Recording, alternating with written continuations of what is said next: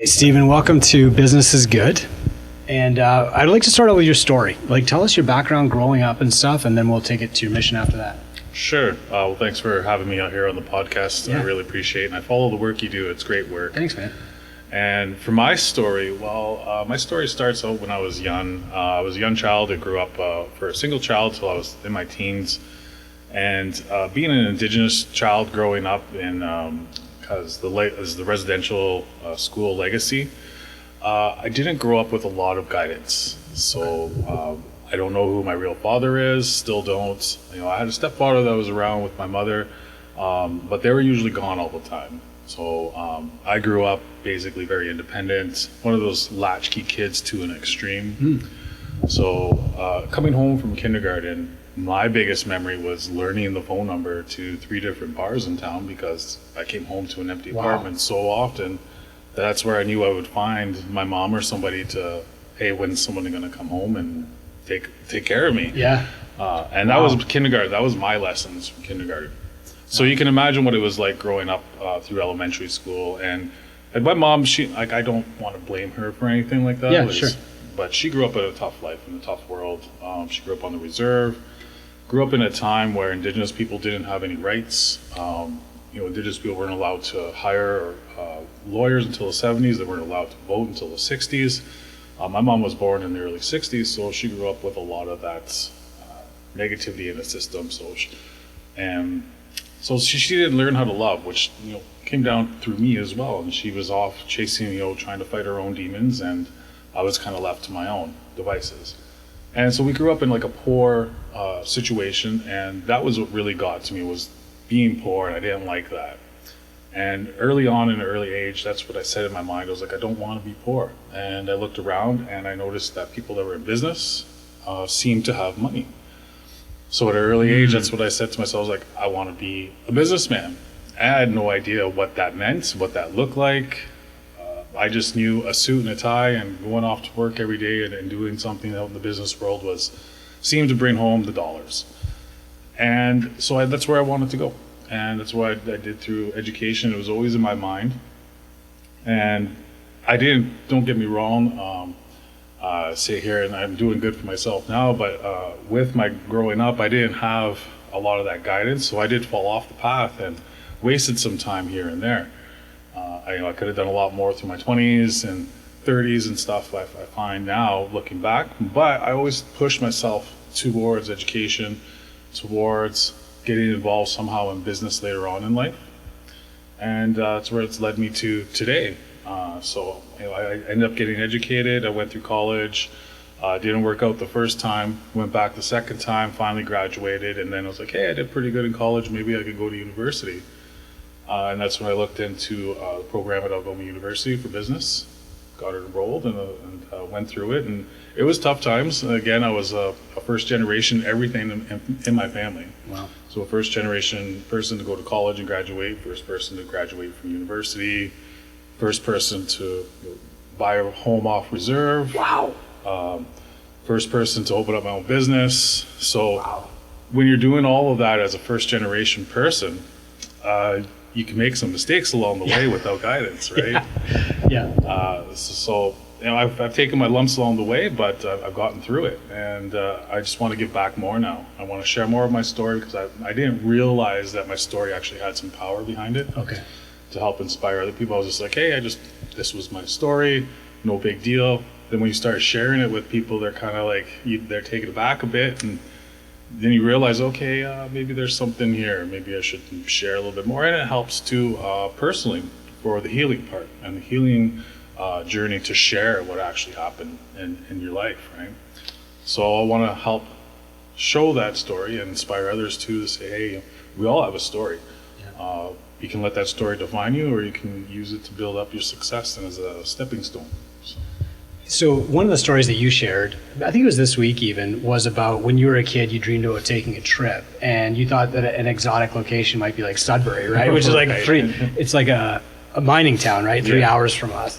And so how did you overcome that mindset of like, an exotic trip is Sudbury? Did you have mentors, or how did you see the bigger picture? Well, it's basically you got to go through those experiences to get over it.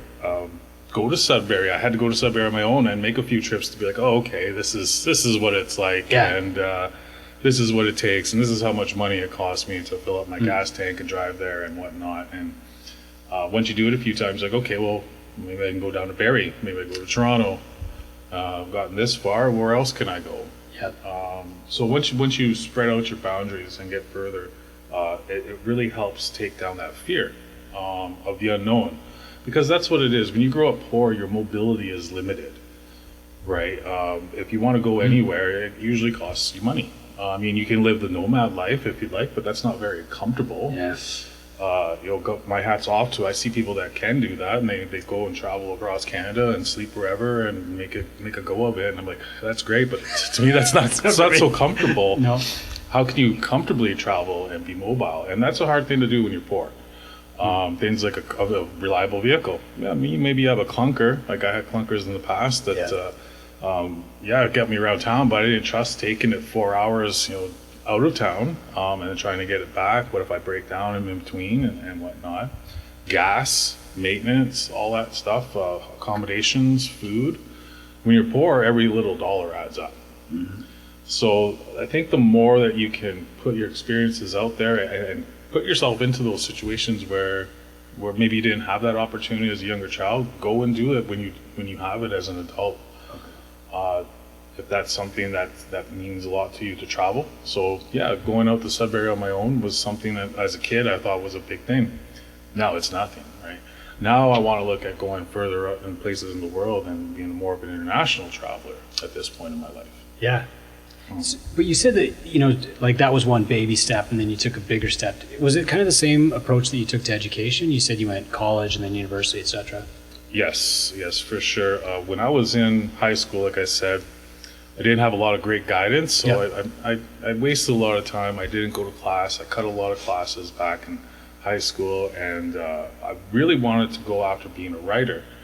But when I applied through the regular high school to the college application, I got denied because of my marks. They weren't there, so I ended up taking something that was more suitable, I guess. I went into hospitality management, so I was able to get into that program. Yeah. And I didn't stay in it at the first time around. Actually had to drop out of it, went to a Native Child and Family Worker program, which learned a lot, but it wasn't for me. And that's where I was like, okay, I failed at that educational run at it. Then you just kind of, get into the working routine and whatnot. But I was like, I got to go back to education and go back to school. So I did. And I went back for hospitality management, did well, got great marks. Nice. I was like, okay, well, what's the next step now? Because I wanted to really run my own business. I was getting more back into what am I going to do for myself, what do I want to do for business, to get out of that cycle of poverty, right? So now that I graduated from college, that gave me some confidence in myself to say, hey, maybe I can actually succeed at the university level. Interesting. Yeah, so I remember before thinking I wasn't university material. Yeah. And then I had to go through college and get the good marks to kind of convince myself that university may be a good path for me. Yeah. And then I got through it. It wasn't easy. Being a first generation student, it definitely wasn't easy. There was times when I wanted to quit, especially near the end when things were piling up. But I put it out there to one of my teachers saying I'm having problems. Yeah. Blah, blah, blah. And then I laid out everything to her. I remember in this email. And then the only thing she wrote back to me was like, I don't know what else to tell you, Steve, but don't quit. And I was like, I just laid my heart out to this woman, and that's all she's got for me is a don't quit. But, actually it was all she needed to say. Because after that, that's all I could hear in her voice. Okay. Through that email in my head was like, don't quit. Don't quit. Don't quit. So I stuck it out and got through it. And okay. I was able to graduate. So what I guess kind of like, I don't know if inspired is the right word, but you're always like looking at the next level, even though you started at a disadvantage. We're going to come to the entrepreneurship, which is a completely different step. But like, what was kind of pulling you forward that whole time? What was pulling me forward? I think it was just something I wanted to achieve something greater than myself. And I think that drive just to be something, I wanted to be something, make a name for myself some way and be able to monetize that and live a comfortable life and be able to make money from it as well. But it was very hard to see at the early onsets because like I didn't have a very stable home life. I moved out a couple times as a teenager, ended up back, move out. Yeah. So what kept me going? It's hard sometimes. Like when I remember first moving out and I had to get a job in the private sector. Yeah. The first paycheck I got, I looked at it, I was like, there's no way I'm going to get rich in my life by working like that many hours. I was like, I just put in all my hours of my life just these past 2-3 weeks and that's all I get. Yeah. So that was a big eye opener for me. And I think that was a driver in the back of my head. I was like, I am never going to get rich or wealthy working for a paycheck every day. Mm. And I was like, I need to figure out something else. And so at first I thought education would be the key because that'll help me get the guidance and skills I need to open up my own business and become a business owner. Because I think that's where the money was at. That's what I was thinking at the time. Yeah. So I was slowly building myself towards that point. Okay. Because I knew that working in the private industry, I was never going to, attain that level of wealth that I always had imagined of myself as a kid. So, like, what do you think it was that made you imagine that? Because most kids don't, right? Like, no matter what background they come from, a lot of kids just don't get exposed to entrepreneurship as, I don't know, even a valid career path. Like, what gave you that picture in your head? It's a really good question because it's just, I've asked myself this a lot and I'm not sure where that influence came from because I did not see that at home life whatsoever, obviously. Yeah. Nobody was there. The only thing I picked up from home life was party and bars, and it was like, okay, that wasn't it. So I'm not sure where that entrepreneurial drive comes from. Really, it was just something I was, I don't want to say born with it, or it was just something I picked up on as an early age, saying that was the path to get out of poverty and towards something better. It's hard to pinpoint. That's a really good question. Well, thank goodness it did anyway. Yeah. But let's talk about your first steps toward entrepreneurship then. So you've got your degree. What comes next? Well, actually, it started, I think, more when I was in university, when I was actually still getting my degree. So the reason why I went to university was when I was in college, I was in the hospitality management program because at first I was thinking I'd like to open a hospitality type business. Okay. Restaurant, bar, a hotel type resort. But after working in the industry for a few years and going to school for hospitality, I realized it's a tough business. It's a really tough business to make a go at it. And I also felt I didn't learn enough about the financial side of things in college. And I was like, I got an opportunity to go to university as an Indigenous person. Maybe I should look into that path now.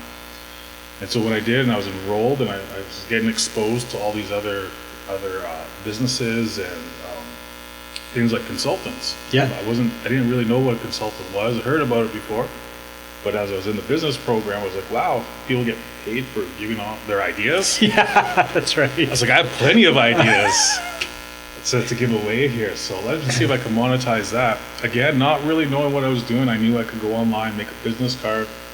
So I just started making a business card that said Stephen McCoy, business consultant. Right on. And the only skills that I really had to promote at the time were hospitality skills. Okay. So customer service, management, that type of thing. So that's what I put on there, just a whole list of stuff. I put it on the back of the card. I just started passing out cards and telling people, like, hey, I'm a consultant. And gave one to my teacher, and she was actually the one who referred me my first client, was in university. So she had someone come into her that was looking for help. She owned a franchise chain of chicken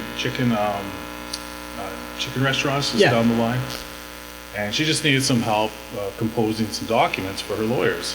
And she wasn't big tech savvy. Her husband had passed away recently, and she'd taken over the business, so she needed someone, just a quick job. And I was like, okay, I can help you with that, no problem. My teacher actually connected us. Wow. Because my teacher knew what I was trying to start, and she had this girl that's one side, so she made that connection for us. So that was how I first started into entrepreneurship, really. So great. That actually made me some money. Yeah. I always had that entrepreneurial bug even as a kid. Like I remember setting up my room with the toys I had and getting my mom and my stepdad to come in and buy them off me. Yeah. Sell them back. So I always had this entrepreneurial kick to me.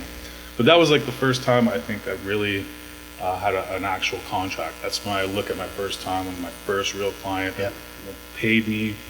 And it's just been growing since. Amazing. So that one little bright spot, boom, kind of launches the whole thing. Yeah, it really does. Sometimes people want to always wait. So like, oh, I need to get more education, or I need to have this kind of credentials before I can say I'm a consultant. I didn't even have my bachelor's degree yet. I was like, I'm just going to put it out there. And it worked. Well, yeah, I mean, obviously you helped her.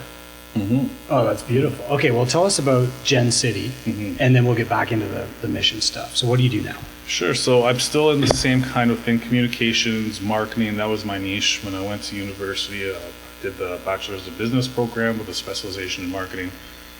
And I've always had a keen ability to spin and to write. And so I think marketing really was in my wheelhouse.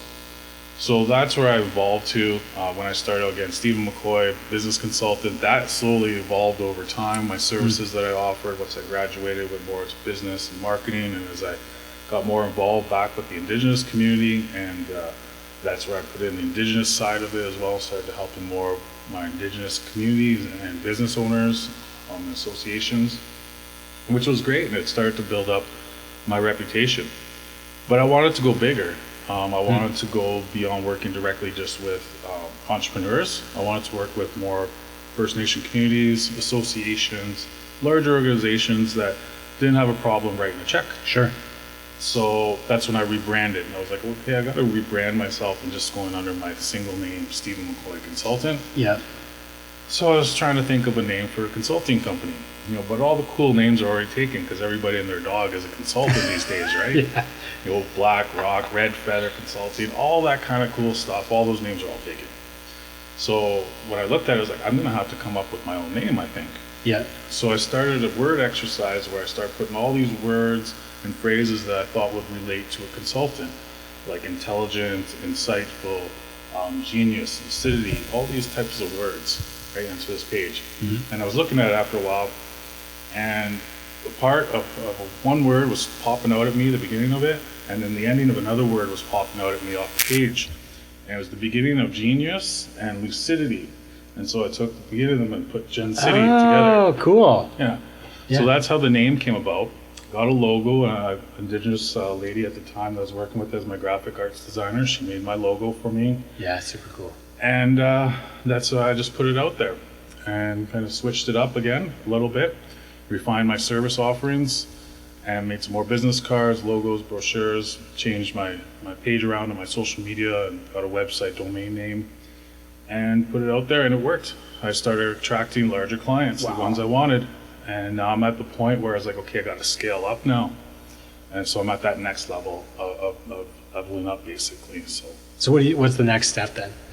Scaling and trying to get some employees on board. Cool. So it's still right now a one-man show. Yeah. I work with contractors here to fill gaps and things like that. But I really like to get into hiring a couple people full-time to really expand on the business. That's awesome. And that's what comes back to some of the issues, though, as being an Indigenous entrepreneur. Like I said, I'm a first generation everything. Yeah. So now that I've got to this level, trying to scale up, it can be difficult because, again, I'm on my own. I'm trying to figure this out on my own, using mentors and things like that. But everybody's got their own lives too. Yeah. And then hiring another consultant is like it's more money out of my pocket as well. So still learning how to scale up and get everything in place. Like you have to have your technical side in place as well in the background. You have to have your payroll stuff set up. You have to make sure your business structure is set up properly. All those types of things have to come together before you can level up to the next level. Yeah, man. And then the pressure of having employees. It's like, okay, now I have an employee. I need to make sure I keep writing contracts. It's one thing when you work for yourself, it's like, I want to take a break this month and not grind as hard. I can do that because I can, I got a built up payroll and whatnot or a bank. But But when you have an employee and they're relying on that paycheck every 2 weeks, that's another level of pressure put on you, right? Yeah, you got it, man. Well, okay, so that's awesome. And I am going to come back to like storytelling and marketing that you do through Gen City. But I really want to talk about the mission. So, our mission, part of it is just teach kids about the value of entrepreneurship. But last week you also shared like it's especially important for Indigenous kids or underprivileged kids too, because they don't see this as maybe a career path for them, right? Do you want to speak to that? Right. So I think as well for Indigenous youth, we face a lot of barriers, obviously, in life coming up. When I was in the business program at university, I noticed a distinct lack of other Indigenous students enrolled in the program. There was, I think, one other girl that was Indigenous in the program, and that was it. There was a lot of Indigenous students, though, enrolled in the university. See them everywhere. I'll be with them in the Indigenous lounge and whatnot. And through my research and just asking questions, and I actually started working at Algoma after I graduated, but what I found out was a lot of Indigenous students gravitate towards the community development programs or the psychological or sociology programs because they want to help their communities. Yeah. So they think getting into the psychology and sociology fields where they can help, the trauma that our people have gone through to help with that, right? And they kind of neglect business, or business is almost like a taboo type subject among Indigenous people for historical reasons, right? We've always seen the thefts of our land is always in the quest of business. So that's why there's a lot of stigma among Indigenous people when it comes to business. And that's understandable. Yeah. But for me, I saw it as a way to get out of poverty, and not only that, to inject my own influence and my own values into the business realm. We have been pushed outside, and we have been neglected out of the markets for business for so many years. And just now we're starting to see that we're being invited back into the circle. But we've always been entrepreneurs in our own right before Contact. We've always been traders on the markets. I believe that we've traded with ourselves, Indigenous people around the world, before Contact. But of course, you don't hear or see that kind of evidence in the history books, right? Right. So I think it's important to model what I've been doing to show Indigenous youth that, hey, the business isn't that bad it's actually a pretty good field.